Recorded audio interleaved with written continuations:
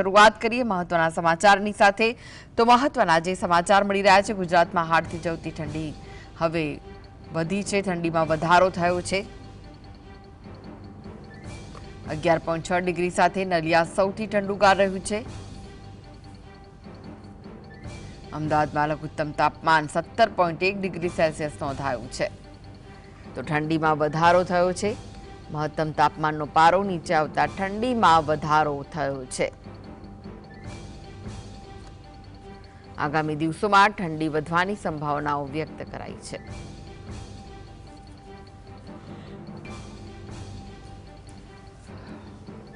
તો ગુજરાતમાં ઠંડીમાં વધારો થયો છે નલિયામાં સૌથી ઓછું તાપમાન નોંધાયું છે લઘુત્તમ તાપમાન